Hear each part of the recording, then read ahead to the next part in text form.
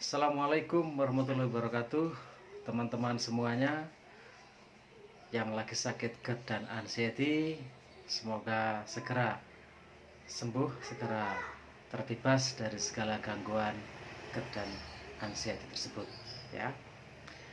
Nah, kita berjumpa lagi ya untuk selalu membahas tentang penyakit ini ya, dengan harapan kita bisa sharing-sharing buat teman-teman supaya bisa segera terbebas, terlepas dari penyakit GERD atau gangguan lambung yang lainnya ya, ataupun yang memang disertai adanya anxiety ya, seperti yang saya alami ya. Saya alumni ya, penyintas GERD dan anxiety ya, dan alhamdulillah saat ini sudah sembuh jauh lebih baik ya, dan saya sekarang sudah bisa makan apapun ya, meskipun satu saya yang sampai hari ini masih belum bisa menerima, yaitu kopi. Padahal saya dulu setiap hari minum kopi gitu ya, tapi tidak masalah, yang penting GERD dan anxiety 98% itu sudah sembuh.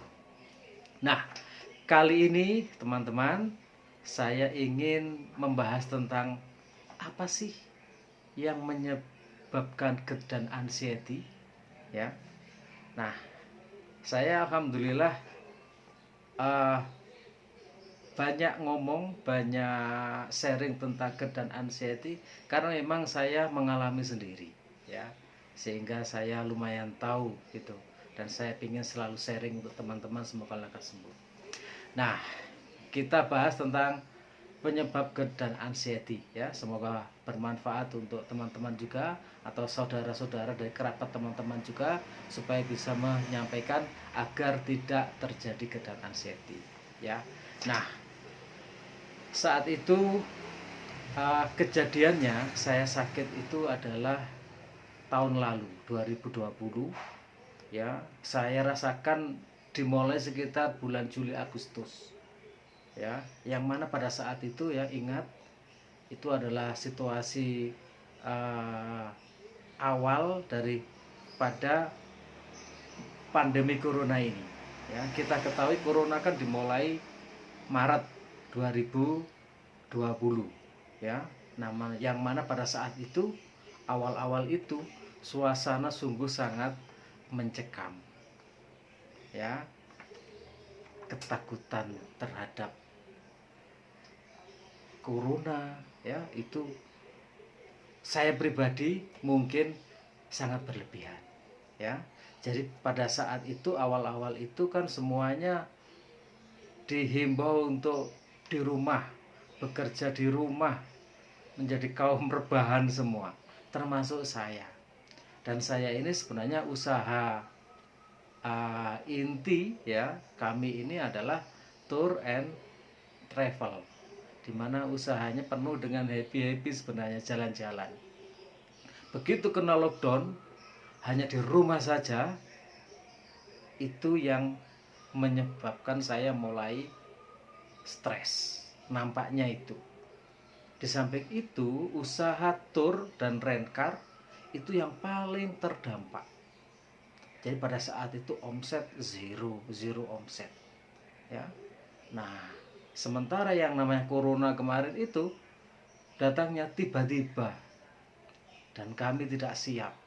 Kami sebagai usaha tour sama sekali tidak siap. Saya harus mulai kehilangan karyawan saat itu ya, yang mana itu sudah saya bangun bertahun-tahun, harus habis ya. Kemudian saya harus merintis usaha yang baru. Jadi tekanan psikologi sangat berat pada saat itu. Sudah takut pandemi, kemudian usaha kena lockdown juga, zero omset ya, dan kami harus merintis usaha yang baru. Pikiran sangat terganggu. Nah, itulah nampaknya pikiran itu lari juga ke lambung. Itu dari aspek pikiran ya. Nah, kemudian juga dari sisi pola hidup ya, saat itu berubah drastis. Hanya di rumah saja, makan tidur depan komputer, makan tidur depan komputer ya, melakukan pekerjaan hanya ringan saja di rumah gitu. Nggak ada aktivitas, nggak ada jalan-jalan lagi, nggak ada rekreasi lagi, nggak ada olahraga jelas gitu ya, sehingga aktivitas sangat monoton, makan rebahan. Nah itu nampaknya juga salah satunya itu ya. Jadi setelah makan langsung tidur, itu juga salah satu juga yang menyebabkan. Kemudian juga saya hampir setiap hari, seingat saya itu, belum sarapan sudah ngopi. Yang mana kalau pada saat normal saya relatif jarang untuk ngopi. Tapi pada saat lockdown, pada saat itu setiap hari ngopi, belum sarapan sudah ngopi, kemudian ditambah makan yang tidak teratur ya. Nah itu juga salah satu yang menyebabkan ya. Dan juga pada saat itu karena ketakutan terkena wabah, setiap hari wajib ya, saya dan keluarga saya belikan vitamin C dosis tinggi saat itu. Dan saya belum paham saat itu, pokoknya vitamin C ya yang banyak di pasaran itu saya beli setiap hari, pokoknya harus ada gitu. Vitamin C setiap hari. Nah nampaknya itu juga yang menyebabkan lambung saya dalam tanda kutip hancur ya. Jadi pola konsumsi yang tidak bagus, pola hidup yang berubah, pola pikir itu juga yang membebani. Nah jadi 3 faktor itu yang menyebabkan saya terkena GERD dan anxiety itu. Nah pada saat itu mulailah muncul aneh-aneh itu. Mulai saya itu heran kok sering tenggorokan saya mengering, tidak bisa menguap ya, cemas gitu. Akhirnya kecemasan itu bertambah menjalar ke mana-mana. Tangan dingin, kaki dingin, badan sakit semua, sesak nafas dan sebagainya ya. Nah saya sudah menjelaskan di video yang lain, saya mengalami 26 macam sensasi ya. Kalau teman-teman ingin tahu, lihat di video saya sebelumnya ya, yang mana saya pada video kali ini hanya fokus pada penyebab saja. Dan saya sudah banyak membuat video yang lain, mulai dari penyebab, gejala, sensasi, pengobatan ya, pengobatan 3P itu ya, pola makannya seperti apa, pola pikirnya harus seperti apa, pola hidupnya harus seperti apa, supaya teman-teman sudah sembuh. Teman-teman tidak usah mengalami seperti saya, sakit yang lumayan 2 atau 3 bulan ya. Kuncinya teman-teman kalau ingin segera sembuh, kuasai ilmunya, kuasai informasinya tentang penyakit GERD anxiety.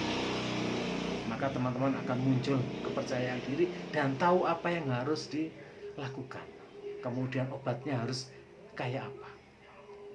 Insya Allah dalam waktu 2-3 minggu, maksimal sebulan, teman-teman akan segera sembuh.